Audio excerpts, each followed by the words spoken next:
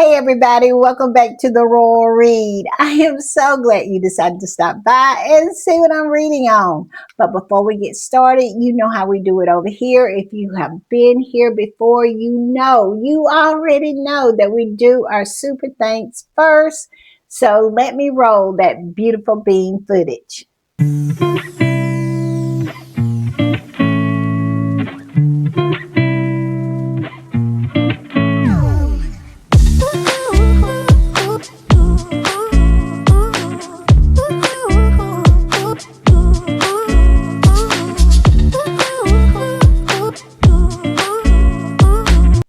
Y'all, I just want to take a quick minute to do a quick shout out to all of the readers who decided to come through and support the channel. Y'all are the best. Y'all are. I know you don't have to do it, but I really, really appreciate it. I really do. And first up is my girl, the one, the only, Yulette. Yes, Yulette. Yulette is just everything. She is so faithful. She is always in the comments. She's always supporting. She always have a kind word to lift me up. She is the best, and I am so thankful that she is a part of this community. So thank you, Yulette. Thank you for the super thanks, but most of all, thank you for being you, and thank you for being here. And Tiger Mommy came through. Yes, the one of one. Yes, it's only one Tiger Mommy, and she came through. She is the best. She is everything, and she knows this. She is so faithful and so supportive. I mean, I could go on forever with these adjectives. That is the reason why I say she is everything, because she is everything. So thank you, Tiger Mommy. Thank you for the super thanks, but most of all, thank you for being here and being a part of this community and being so very supportive. It means everything. All right, y'all. Y'all know what time it is, and y'all know what I do when I am putting the read together. I hit these internet streets, and let me tell you, we do have a lot to talk about. It seems that the Flying Monkeys in Kensington Palace over there, possibly Buckingham Palace too, they don't stop briefing, they don't stop planning stories. And Harry and Meghan being out this weekend looking so fabulous and looking so unbothered, it seems to have triggered something over there across the pond. We have Flying Monkeys who spent their whole weekend churning out hit piece after hit piece after hit piece when it comes to Harry and Meghan. I mean, I have never saw anything like it. It is as if Harry and Meghan spit in their face or kicked their dog or something. They act so offended every time Harry and Meghan come out, be with their friends, and be on the world stage. I know those Flying Monkeys over there, they get so mad when they see Harry and Meghan step out and all eyes on them, because they want that to be Willie and Kitty. And every time the global eyeballs turn to Harry and Meghan, it reminds those Flying Monkeys, all of them on Fleet Street, that they fumbled the bag. Yes, they fumbled the goose that was laying the golden eggs. And we're going to talk about that. We're going to talk about Willie. It seems that he is mad with everybody. Surprise, surprise. And he is especially mad with his father, saying that they barely speak. If it was my guess, I would say that they never speak. But we're going to talk about that because a new article has come out about that. And we're going to talk about another article from a flying monkey that I am not that familiar with. His name is Rob Schuster. Y'all put in the comments if y'all are familiar with him. But like I said, he is not as familiar to me as the rest of the flying monkeys, as the usual suspects. But I digress. He wrote in his Substack that negotiations are happening right now for Harry and Meghan to apologize to the royal family. Do y'all believe that? I don't think I do, but this is what he is saying. And he wrote an article, like I said, in his Substack, and we're going to talk about it. And we're going to talk about if we believe that nonsense. Y'all already can sense how I feel about it, but we're going to talk about it. And we got some other things we're going to talk about as well. I have a video. It is so hilarious. And it shows how desperate they are to prop Kitty up. They know when she is compared to Megan, it is no comparison. It is like comparing a diamond to a lump of coal. I mean, they are all hands on deck propping Kitty up. I kid you not. It is so funny. I believe I sense a turn. I sense that they are trying to use a new strategy. I sense that they're trying to assign Harry and Meghan's story to Willie and Kitty, trying to say Harry and Meghan, who they are, is actually who Willie and Kitty are. Yes, it is so funny. And I say it's funny because we will never, ever let them get away with that bullshit. But we're going to talk about it. And we have some other things, y'all know. We always have other things we're going to talk about. We're going to talk about Cookie Queens and how much money they made this weekend. We got a lot to talk about. So, y'all know what y'all need to do. Y'all need to lock in and understand. I'm not going to keep you long, but I will keep you entertained. And we're going to start with this. We're going to start with Cookie Queens. And Cookie Queens made its debut. And it says Cookie Queens debuted at number 13 in the U.S. Top 100 box office with an estimated $327,797 this weekend from only 446 locations, which is not a lot when you think about how many movie theaters it is in the United States. It's well over 5,000. And you're talking about only a little over 400, which is around 8% of all the theaters in the United States. So, yeah, I think it absolutely did great. And an amazing opening weekend for a documentary. Where's the lie? Where is it? Because you have to take in consideration that it cost almost nothing to make this documentary. If I had to guesstimate, I would say probably around $100,000 to $150,000 to make it. And it has doubled that in its first weekend. And when it's sold to streamers, and it will be sold to streamers, that is when it's going to make the big money. If they sell it to the likes of Netflix, Paramount, or HBO, yes, and let's not forget, Meghan and Harry can shop it. They don't necessarily have to sell it to Netflix. Now, I Googled it, and Google said that an independent film can fetch upwards of $20 million. Now, do I think Cookie Queens is going to get $20 million? Absolutely not. But I would not be shocked if Cookie Queens got between $2 or $3 million when sold to streamers. And if it does, it would be more than successful because, like I said, it only took a fraction of that to make. So, yeah, after all the numbers are added and all the viewing has been made of Cookie Queens, they're definitely going to be in the black. And Cookie Queens is going to be considered a huge, huge success. Because numbers don't lie, people do. And this squatty reposted that squatty and said, they've already made over $250,000. It'll hit over 1 million by the end of next week. Congratulations to the whole team. Absolutely.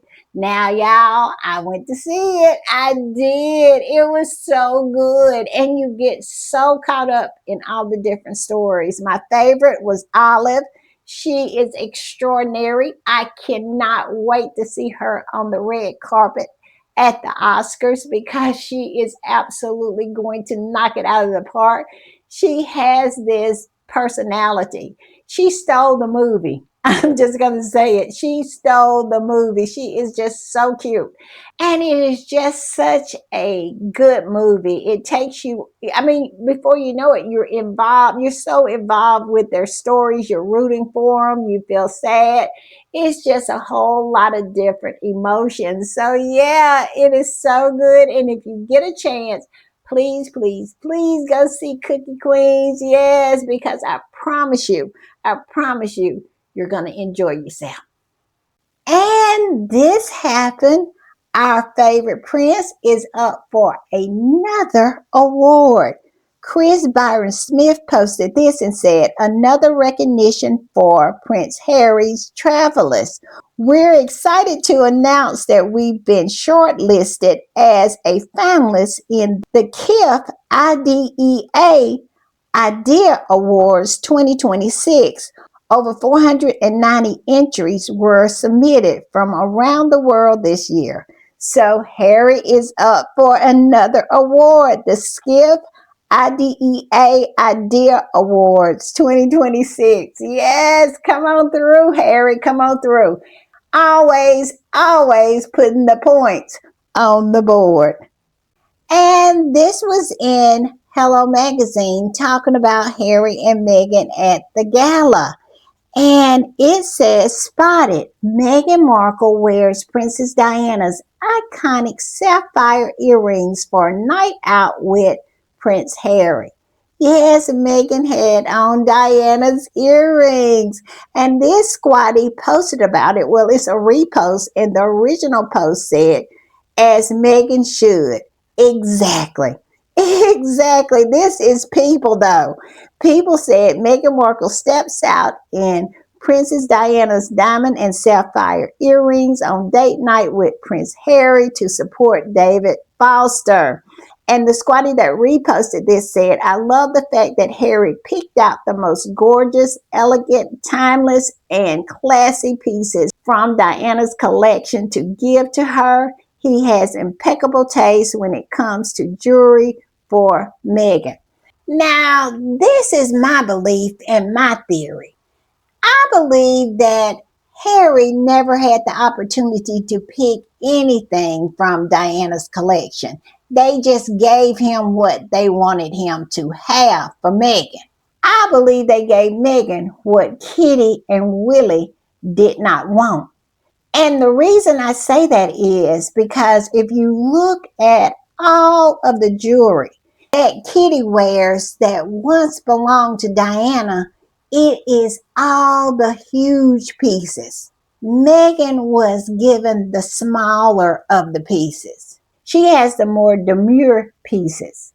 And I really think that they thought they were doing something, giving Kitty the bigger pieces, the so called best pieces. But what they didn't understand is it's not about the jewelry, it's about the person who wears the jewelry. Meghan makes every piece of jewelry she wears elegant. It doesn't matter how big it is or how small and demure it might be. For example, look at what Meghan wore to the Queen's funeral. All of the witches of Windsor were dripping in the Queen's jewelry. They raided her jewelry vault. I mean, they were tomb raiders. Before the Queen blew out her last breath, Kitty and the horse and even Sophie had on pieces of her jewelry. And Meghan had on the simple diamond and pearl earrings that the Queen had gifted to her when they went on their first and only engagement together on the train. Y'all remember that?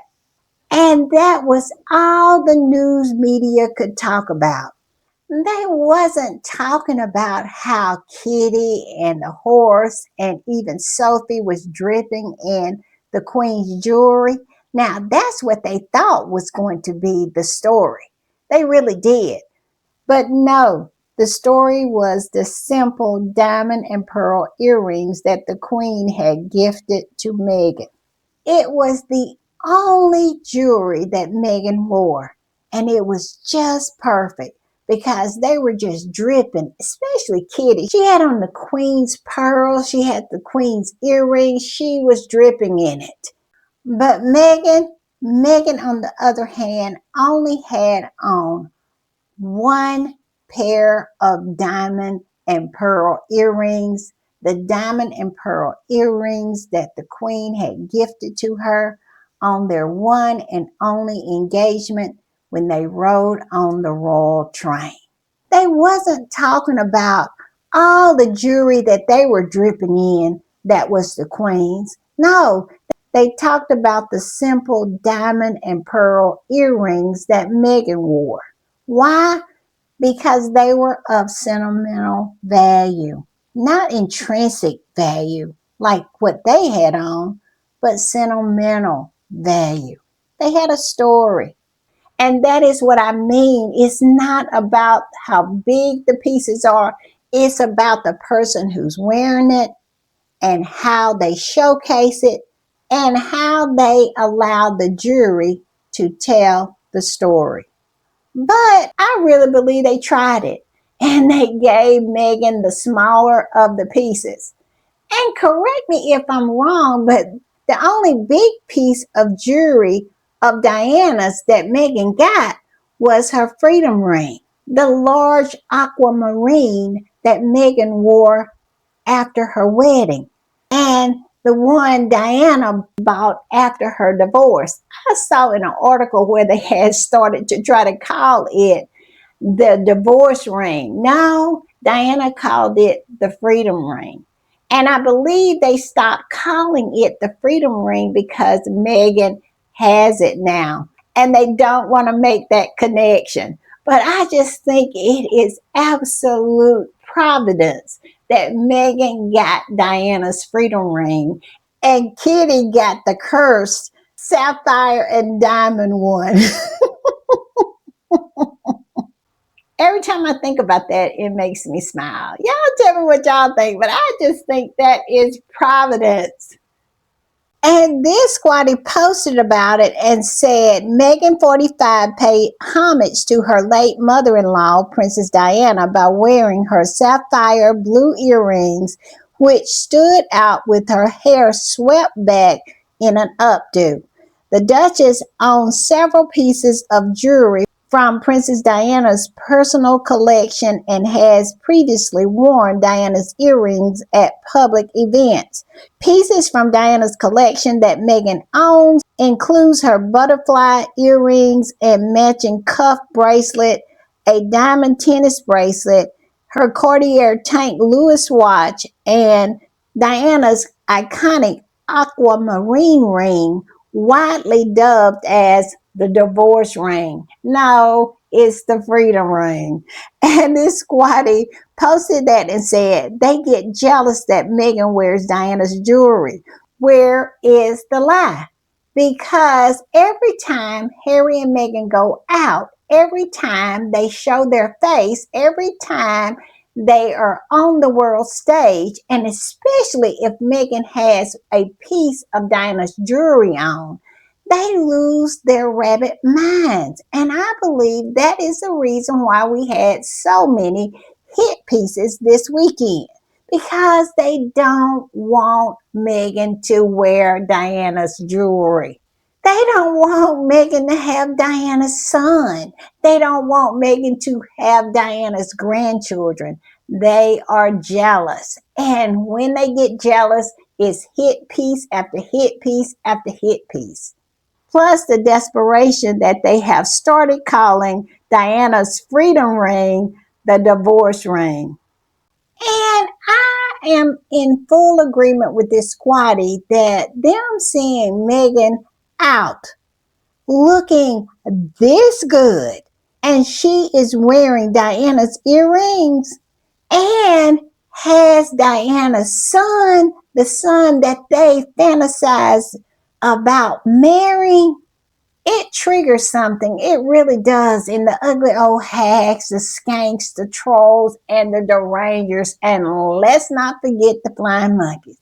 Yes, they absolutely cannot handle when Megan steps out and she looks this good. And look at this. Vogue came in and said the best dressed stars of the week found beauty in restraint. And look who they featured. Yes, it is our girl and her handsome prince. And the squatter that posted this said, Vogue loves it when the Duchess steps outside. Congratulations, Megan, on being named one of the week's best dressed. You and your fox look absolutely stunning. Where is the lie? And this what he posted about it too. It's a repost, and the original post said one of the best dressed A-list stars of the week. Hashtag Megan. Yes, yes, indeed. And then this other squatter reposted that and said, something Megan mastered a long time ago, beauty in restraint. Her look was so simple yet so elegant. Understated hair, makeup, and jewelry, yet a absolute slay. Another reason why for formal events, Kate just looks like a mess because she goes big for everything. Big hair, big dress, big makeup, big jewels. You know, I just said that. I did. They thought they were really doing something, giving Megan the understated jewelry of Diana while giving Kitty the bigger pieces of jewelry. But Megan is always been understated. She's always elegance in restraint. And those pieces just fit her perfectly, just like this outfit and Diana's diamond and sapphire earrings. Perfect. And this squatty posted that beautiful, beautiful selfie that Megan posted on her Instagram page and said, laugh out loud, laugh out loud, laugh out loud. Oh man, we are about to get a doozy of an emotional support poll.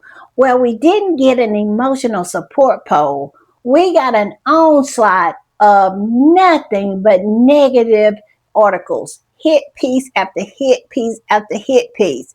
This squatty said, boy, I hope they refilled Scooter's meds before the power couple hit the town.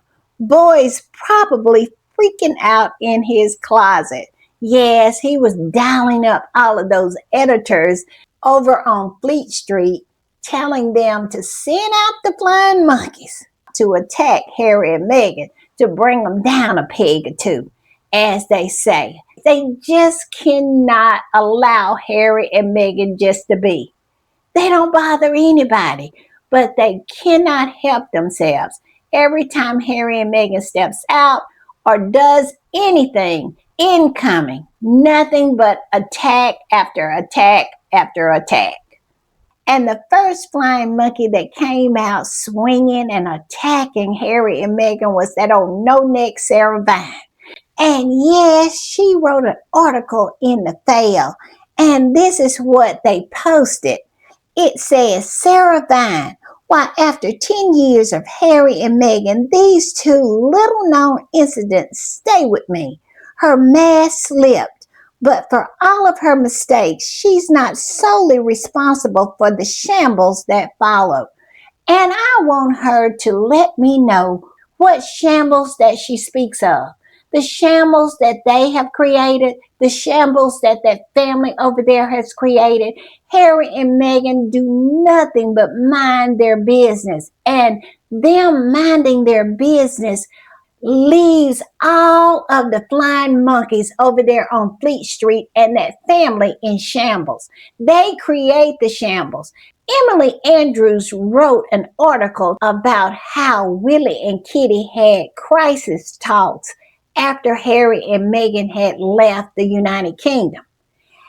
I'm not going to talk about that because that right there says a lot about Willie and Kitty and how crazy they are. Because why are you having crisis talks just because your brother came to the United Kingdom? It makes no sense. Why are you in crisis every time Harry lands at Heathrow or Meghan land at Heathrow? It makes no sense. But I digress on that point. In that article, she said that Harry and Meghan brought the circus to town. And I made it my business to be very clear. Harry and Meghan never brings the circus to town.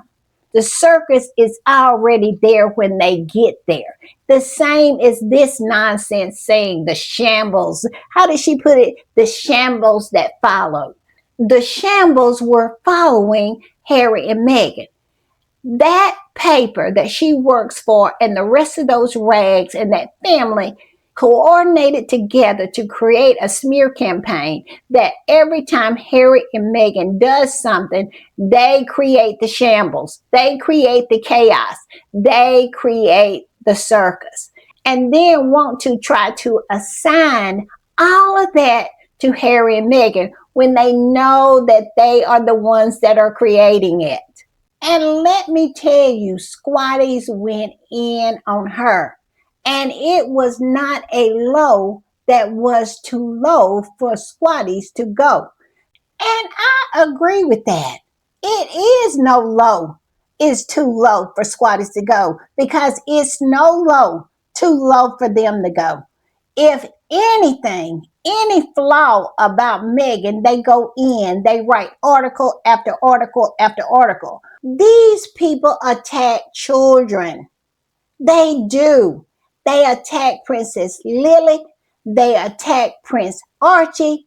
And let's not forget the lies in the pages of the Fail that those lying flying monkeys wrote about Meghan, saying that she posted a picture of Diana's grave when we know that that was a bald-faced lie. But they were willing to go that low. It is no low that they're not willing to go. And we're supposed to somehow have scruples when it comes to them? I don't think so. I will never do that. When you're wrestling a pig, you have to be willing to get dirty. And let me tell you, Squatties got dirty in those comments. Yes, they did. And I am going to start with one of my faves. Yes, I'm going to start with her and I'm going to end with her. And that would be Meghan, the Duchess of Advocacy. Yes, she posted a picture. She posted a picture of Sarah Vine with her bald head. Yes, she has alopecia, and we're supposed to not say anything about it. I saw one Squatty say, now we shouldn't talk about her alopecia. Now we can talk about her work, we can talk about what she said, but to attack her on a personal basis, I don't think that's right. Well, I do. I think it's plenty right in it, and I'll tell you why. Because that's all they do when it comes to Meghan. They attack her on every front. And when you try to go high, when these pigs go low, you're going to lose every time. So, yes, I love this from Meghan, the Duchess of Advocacy. And she said this, I'm going to leave Sarah Vine alone the same way her hair did. Woo! I love it. I love it because she deserves it. If she was a decent person, just wait till you hear about this article she wrote and what she said and how blatantly she lied on Meghan in it. And you telling me this is too low to go? I don't think so. If I knew anything else about her, I would even go lower because I'm not Michelle Obama. And the last time Michelle was asked about this, Michelle said she don't even go high anymore. She said she had to rethink that. And this squatty posted the article that Sarah Vine wrote herself. And in that article, it says, my ceiling has collapsed and so has my life. I'm being evicted. I'm destined to be single forever and I could be homeless. Is it time for me to get out of Britain for good? I say yes. I vote for yes. I have no sympathy for Sarah Vine at all because she wrote this article about herself and then turned around and wrote all kinds of hateful nonsense about Meghan. Why not try to get you a job where you don't have to hate for profit? How about that? That you don't have to spew all of this hate out into the universe and it starts to come back and hit you in the face. How about that? I think that would be a good idea. Maybe you need to find something better to do, and maybe your life will turn around and start to be better. Talking about she's destined to be single forever. Who would want to marry you? Who? Who wants to marry a hateful bitch? I don't know any man who would want that. And let's not forget her husband. He absolutely left her for a younger woman, and they had the nerve to put him on the pages of the Fail kissing the younger woman that he left Sarah No Nick Vine for. I mean, these people have no shame. They have none. I cannot. But the squatty that posted this said, oh, Sarah Vine, people are getting bored of your mentally unstable, stalkerish obsession with a stranger. You are still broke, lonely, and round. Your hair hasn't grown, your neck hasn't extended, while your wig is swimming in water from the leaky roof. Get a life, loser. Yes, this is what she woke up to in her comments after posting that hateful piece of crap of an article about Meghan, filled with nothing but lies, and trying to blame Meghan for everything that they did, the flying monkeys did, and that family did to her. And then also trying to put some of the blame off on Harry too. It's Harry and Meghan's fault. Everything that has happened to them is their fault.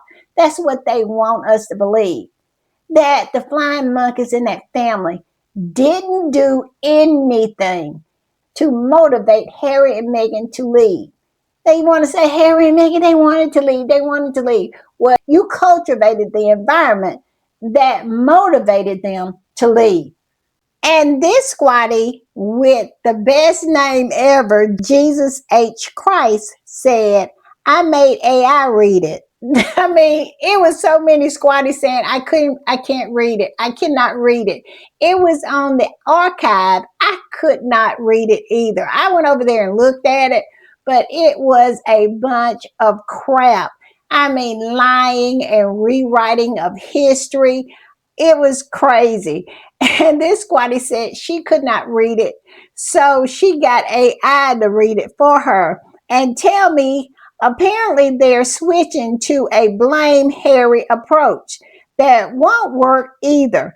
Here is an archive link, and see, she gave the archive link, and I went there, and it was hard to handle. I'll just put it to you like that. This squatty says it's drivel, really. Nice photos surrounded by rehashed history, speculation, and word salad. Yes, nice pictures. But my whole thing is, why are you doing it in the first place? I mean, this is supposed to be a couple that is so irrelevant, but still cannot keep their names out of their mouths. It makes no sense.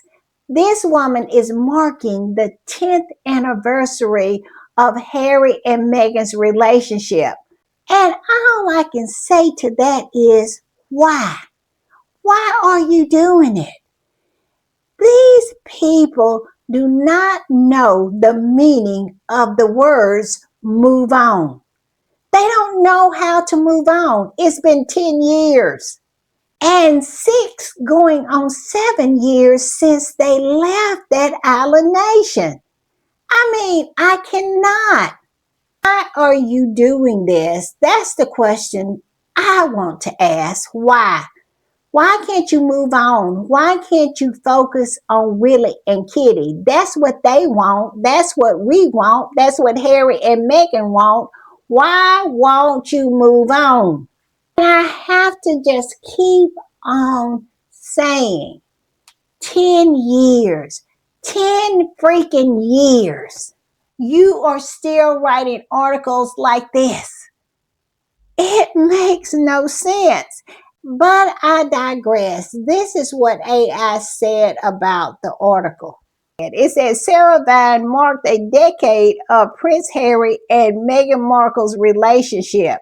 She argues that while Meghan made major mistakes, Prince Harry shared equal blame for the resulting royal fallout due to his own petulant behavior. Yeah, see, that's what they want us to believe, that they did nothing wrong. They did not smear Meghan and constantly write nothing but crap about her, to the point where her and Harry's both mental health was destroyed. And I'm not saying that. Harry said that. And I read the article, and she also talked about this story that she, I believe, pulled out of her arse because it has no kind of concrete evidence that it ever happened.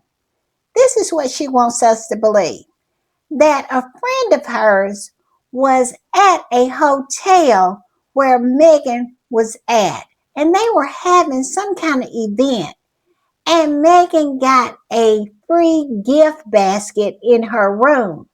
And she brought that gift basket down to the front desk and was complaining about what was in the gift basket. And her friend thought it was so horrible because the gift basket was free. Why would she be complaining about it? And at the time, this said friend of Sarah No Neck Vine did not have any idea who the rude American was. And then later, after Meghan married Harry, her friend said, "Oh, now I know who the rude American was. It was Meghan Markle." Yes, so she is saying that she didn't know who Meghan was at the time, but after she married Prince Harry, she recognized her as the rude American that was at the front desk, making a spectacle of herself about a gift basket. Now, she made it as vague as she possibly could because we all know they don't want to get sued. So she kept it really vague, and I say so vague to the point where it is clearly something she pulled out of her arse. And this particular article is filled with a lot of bullshit, just like this, and rewriting of history, and letting that family off the hook, and letting all the rags off the hook, and blaming everything on Harry and Meghan, just insinuating that everything that has happened to Harry and Meghan is a self-inflicted wound. I kid you not. This is what this bald-head demon wrote in this article. And we're supposed to somehow take the high road? I don't think so. Like I said, I'm going to end with Meghan, the Duchess of Advocacy.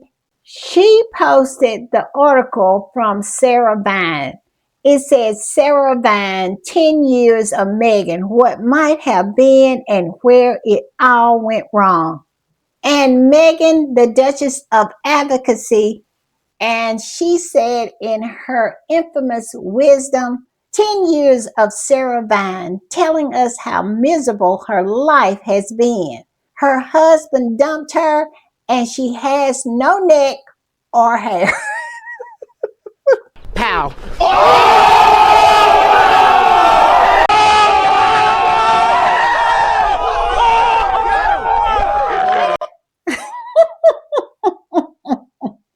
I love Meghan, the Duchess of Advocacy. She is one of the real ones. She is. And the next flying monkey up would be that Amanda Patel. Yes, all these tragic women who are mad with Meghan because Meghan got it all. I mean, she got the prince, she got the house, she got the brain, she got the beauty, she got the beautiful children. And what do they have? Nothing but bitterness and hate. Yes, and because of that, they spew it all over Meghan. And here's Amanda Patel trying to rope Meghan into something that has nothing to do with her. And this is why they are losing the smear campaign, because they can't resist when anything happens to try to blame Meghan for it or somehow associate her with it. And people are really starting to catch on that these people are crazy. They are obsessed. They are full of it. And we should not pay attention to anything that they say because they have an agenda. This is a narrative that they're trying to push. But I digress. What all of this is about is a black academic that was a tenured professor, I think, at Cambridge. And it came out that it is a possibility, has not been proven, at least to my understanding, it hadn't been proven, that he is being accused of plagiarizing some of his work. Some work that he submitted as part of his body of work. And he just wrote a autobiography of his life, and they are accusing him of embellishing his life story. So these are the charges against him. And because of that, Amanda Patel saw that and decided to associate Meghan with that. Someone that Meghan has never met, someone that has nothing to do with her. This is how Meghan lives in these women's head rent free, 24/7, 365, because they are still so mad at her because Meghan managed to get the fairy tale and they managed to get the shaft. Meghan married the prince that they all wanted. They all wanted Harry, not Willie, Harry.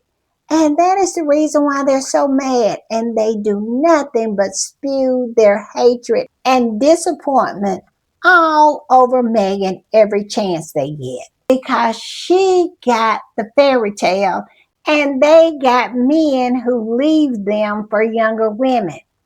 They got men who cheats on them. We all know Amanda Patel wrote article after article about her husband cheating on her, and she said she should have stayed with him, even though he was a cheat. This woman has no self-esteem. And that's all it is to it. They feel that she doesn't deserve it and she doesn't appreciate it. Somehow her leaving is an insult to them because she would not stay and be abused by the system and those rags over there. Meghan thought better of herself. Meghan has self-esteem and they have no self-esteem. They are willing to stay with men who cheat on them. Meghan has a high self-esteem, and it is nothing that irritates women with low self-esteem more than a woman with a high self-esteem and knows her worth. It makes them feel bad about themselves. It makes them look in the mirror and see themselves for what they are. And this is the reason why women like Sarah No Neck Vine and Amanda Patel constantly have women like Megan names in their mouths, is because they want to try to tear them down to make themselves feel better. And this is what Amanda Patel put in the pages of that rag, The Fail, saying, Amanda Patel, why Jason Aldean's story reminds me so much of Megan. Well, enlighten me. Why? Why does it remind you of Megan? He is an academic. Megan has never put herself out there as an academic. She has never worked as a tenured professor at a university. How does it remind you of Megan? The only thing that Megan has in common with this man is both of them are black. And if that's what you're saying, Amanda Patel, you're a racist. And we see you. We see exactly who you are. And I'm going to say this about him. I don't know him and I don't know a lot about the story, but I do know he was getting a lot of attention. He was appearing on television over here in the States, and his popularity was growing. And when someone sees someone of color getting recognition and growing in stature, well, they apply the poppy theory. And you know what the poppy theory is? That when one poppy grows ahead of the rest of them, someone has to come and cut it down. Yes. So I don't know if this man did what they say he did, but it is so funny to me that just when he was really starting to get recognition and being seen more and more here in the United States, all of a sudden he has committed plagiarism. He is being accused of him embellishing his story, his life story. Yeah, it's so funny to me. Y'all tell me what y'all think, but it is really, really funny that every time someone is perceived as being too big for their boots, all of a sudden they don't have no boots no more. Y'all tell me what y'all think about this, but that's my thoughts. And this why he went under that post from Amanda Patel and said, Satan's evil children, such as the racist and mentally unstable Amanda, represents a type of evil that should be left to God's judgment. No one can punish them better than God. I hope she read that one because, yeah, you continue with this evilness, and it is the reason why your life is SHIT. Keep putting SHIT into the universe. What do you think is going to come back to you?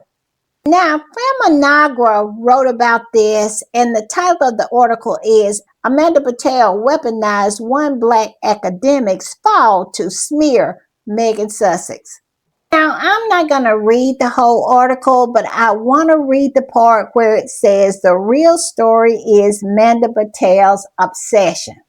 This is what it says in that segment of this article. It says, what makes this column so revealing is not what it says about Araday or Megan. It is what it says about Patel. Patel has no inside knowledge, no personal connection, and no legitimate basis for her attack, except Megan is a successful black woman who married into the royal family and refused to be silent. Exactly. It says that is what this is really about.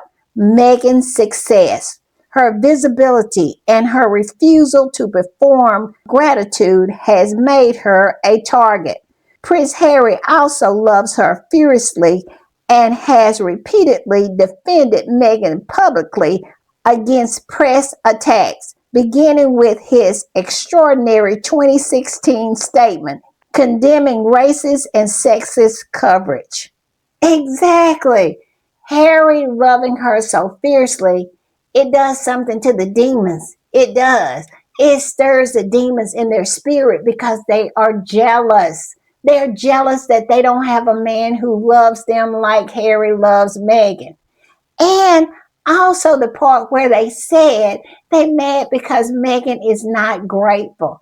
They feel that she should have been so grateful to be in that family that she should have taken everything that they had to dish out. She should have taken all the abuse. She should have took it all because she is so unworthy. She should have known how unworthy they feel that she is, and she should have groveled and been thankful for the crumbs that fell from the table of that family. And when Meghan did not behave in that manner, then all of a sudden they wanted to spew all their bile on her because they had figured out that they had been telling themselves a lie about themselves and a lie about that family. That they are nothing but a bunch of mediocre, subpar individuals. I mean, nothing special about any of them. And Meghan, in actuality, is the one that is better than they are. And they hate her for it. They do. And it goes on to say, Patel, on the other hand, suffered the most disrespectful act a husband can bestow on his wife, infidelity. One could argue that Patel is not angry about all day. Her column can reasonably be read as an expression of her racism with black people occupying spaces she thinks their backgrounds and credentials should not have allowed them to reach. That right there is what I have been saying the whole time. That is their problem with Meghan. Always have been their problem with Meghan.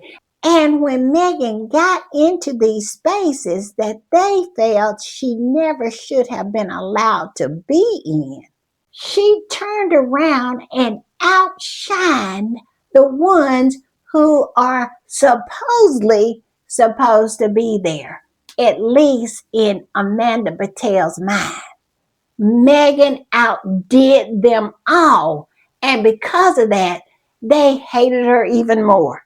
And it says, and now she is using a scandal that has nothing to do with Meghan to say what she has always wanted to say, that black success is suspicious, that black achievement is a fluke, and that black people do not belong in high spaces. Woo! Woo! Tell the truth, Lemonagra. Tell the truth. This is exactly, it goes to the heart of who these people are. They can try to dance around it. They can try to pretend like it's something else. But this right here is exactly what's wrong with them and why they hate on Meghan. Not only the flying monkeys, but the ugly old hags, the trolls, the hag dragons, and all the derangers. It is because they felt that she had reached a height that she did not deserve or should not be. And then when she got there, she had the nerve and the audacity to be better than the people who they thought deserved it. Yes. Whew. I went to church. I had to go to church on that one. And this is two responses from two different squatties about this article. One said the level of threat that they see in Meghan is mind-blowing. I used to think it was her being a biracial outsider coupled with Harry holding the tabloid media accountable. No, it's embedded in them, the sheer racism. How dare she be allowed to hold a position at the top of society? And they don't. and they don't. And the ones who do know that they're frauds because Megan came in there and showed them up for the frauds that they are. They're just mediocre. I mean, just regular people, really below average in intelligence. I'll put it that way. And Megan showed them up. And that is the reason why they treat her like they do. Because if they can tear her down, they don't have to accept the fact that they ain't much themselves. And this last squatty said, Amanda Battelle, another old bitter hag with no one to love, hating on Megan for living her life. Meanwhile, Amanda has to write lies about a woman for living. Ouch, that really sucks. Exactly. And that's the reason why she's so mad. Yes, she feels that Megan has something that belongs to her, should have went to someone like her, and she mad about it. And that's all they're going to do. These people will never change. They won't. That is why Megan needs to continue to live her life and continue to shine as bright as possible and give them as much pain. Let those demons work on them while you go ahead and live your life with your prince in your big house with your beautiful children and your successful business. Yeah, that right there will kill them softly. This squatty said, which one is Patel? I honestly don't remember which the ranger it is. Is it the one with no neck? The one who wrote an article saying her own mother didn't love her? Or the one who had her man cheat on her with a younger woman? I'm lost. It's all of them, honey. It is every one of them. Losers.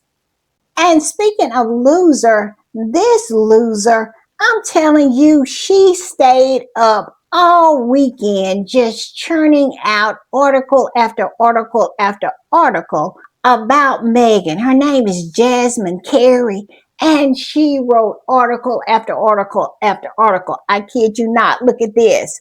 She wrote so many articles this weekend about Megan. Nobody but Megan. This squatty wrote about it and said, what kind of woman spends a weekend pumping out a dozen nasty, frankly ridiculous articles about another woman? I'd be disgusted with myself. I know you work for the Daily Express, but you have to have some self-respect. At Jasmine Carey 7. You call yourself a reporter, but all you do is amplify the nasty things trolls and crackpot body language experts say about the Duchess of Sussex. Exactly. I mean, just old batshit crazy articles. Just anything she could come up with. I believe she probably got AI to write them. But we all know every time Harry and Meghan come out of their house, this is what's to greet them. They lose their SHIT across the pond. Harry and Meghan was in Canada, but yet and still they act as if they were right there in London. It is the craziest thing. And this squatty went and found a picture of Jasmine, and I must say, just what I expected. I'm not shocked by any of it. And this squatty posted the picture and said, why don't this short neck, hunchback cow keep Megan's name out of her rancid mouth? Untalented nobody with a useless royal reporter title won't focus on boring Kate and her loveless marriage. It's not Megan's fault you've never been loved out loud, and certainly not her fault you're ugly. Squatties were vicious. And all I can say is, I love it. When you're wrestling a pig, you got to be willing to get a little mud on you. I'm just saying. And now I want to talk about this article from Schuster. His name is Rob Schuster and his Substack. And Kaiser over to Celebici wrote an article about his article. And the title of it is Schuster. Discussions are underway about an apology from the Sussexes to the Windsors. Now, do y'all believe that? I don't think I do. But this is what Kaiser says in the beginning. It says, believe it or not, I actually think that Rob Schuster has some royal sources. Like so many of the big, juicy exclusives about the Duke and Duchess of Sussex, the sourcing is straight from the Left Behinds and their minions. These stories are less than what Prince Harry and Meghan are actually going to do, and more about this is what the Windsors want to be true. There you go. They want this to be true. They want Harry and Meghan to apologize. And I keep saying, for what? And this is what Schuster says about this so-called apology. It says, this isn't about Harry and Meghan admitting they were wrong about everything. One insider tells naughty but nice. It's about acknowledging that the past 5 years has caused enormous pain. The debate now is over what an apology should say, and just as importantly, what it shouldn't. What do y'all think about that? I'll tell you what I think about it. I don't think Harry and Meghan should be the only people apologizing. This should be a joint statement with everybody's name on it.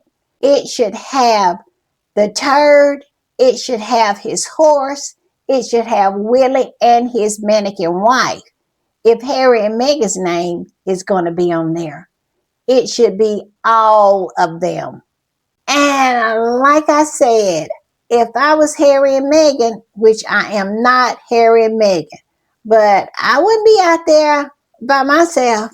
Everybody would have to jump in the deep end of the pool together. Let's hold hands and jump. Everybody's name should be on that statement.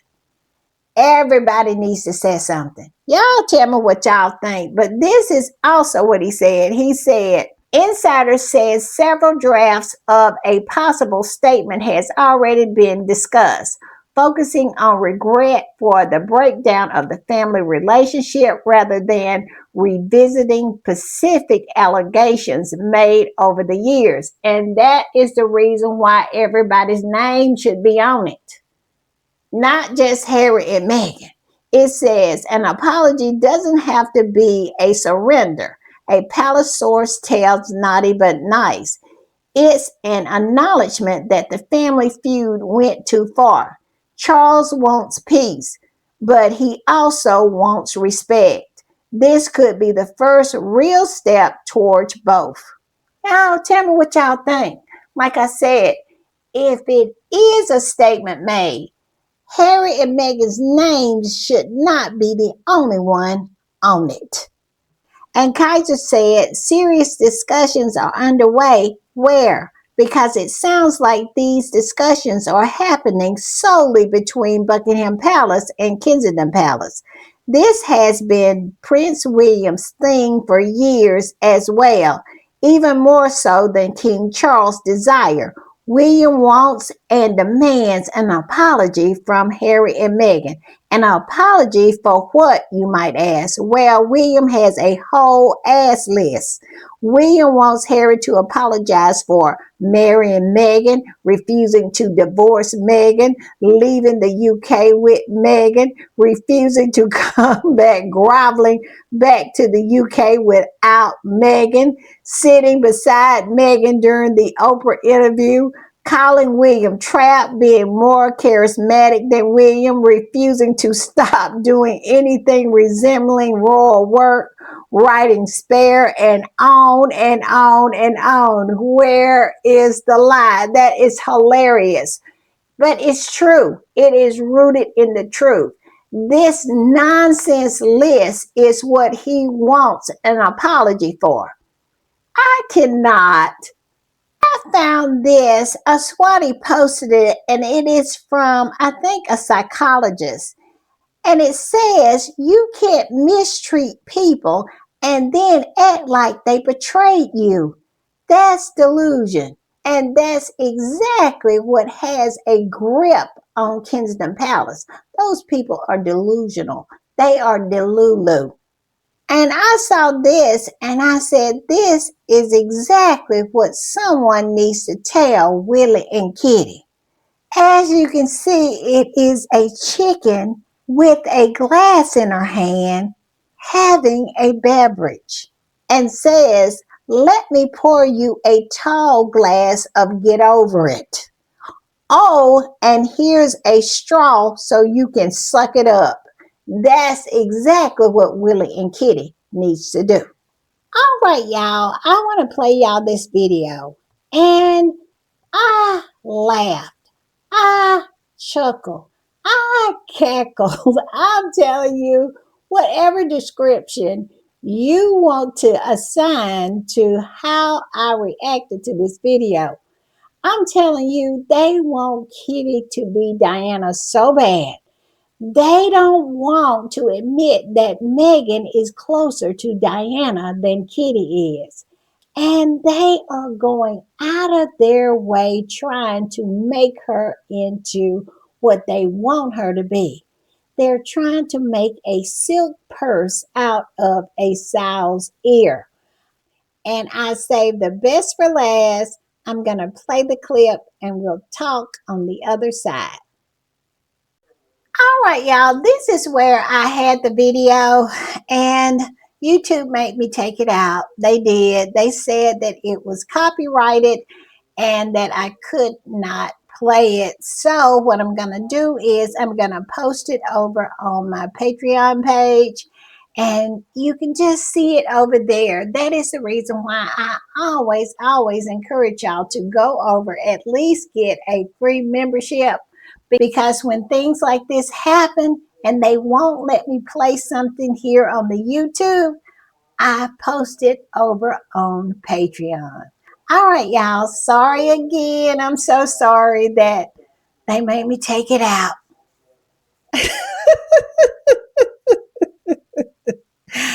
I know y'all got a kiki out of that one. Tell me that one is not absolutely hilarious.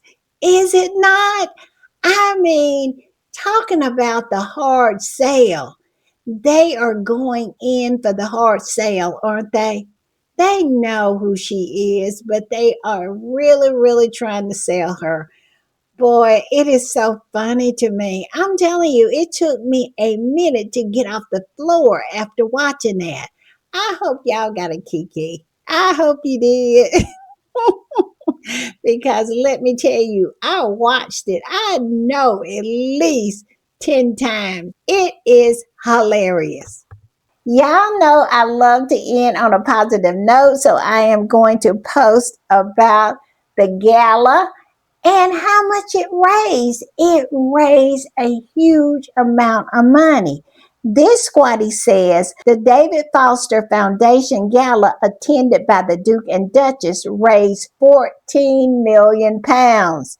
Catherine Foster, Meghan's childhood friend, David Foster's wife, posted a carousel of photos of the event on her Insta story, two of which are of Prince Harry and Meghan. Beautiful, beautiful. All right, y'all. Y'all know I always love spending time with y'all, and I will be back soon. If you want to support the channel, it's easy peasy lemon squeezy. Look below, click on the three dots, and you should see the super thanks. And also, if you see a hype button, please hype your girl up because it helps the podcast so much. It puts it out into the algorithm, and new people get to see it. And that is the way we grow our tribe. And we always want our tribe to get bigger. Also, if you want to be a part of the reading club and become a channel member, the link is below as well. If you want to support the channel, so many ways to do that. They are posted in my bio. We have Zelle, we have PayPal, we have Buy Me a Coffee. And if you don't want to be bothered with YouTube, you can just scurry right on over there to patreon.com/The Royal Read. And I have a reading club over there as well, or you can just join for free because I'm posting over there all the time. I am. Anything I see on these internet streets, and I don't want to put it on YouTube because YouTube be acting real funny. I put it over on Patreon. So it's free. Why not join? All right, y'all. I'll see y'all a little later. Bye.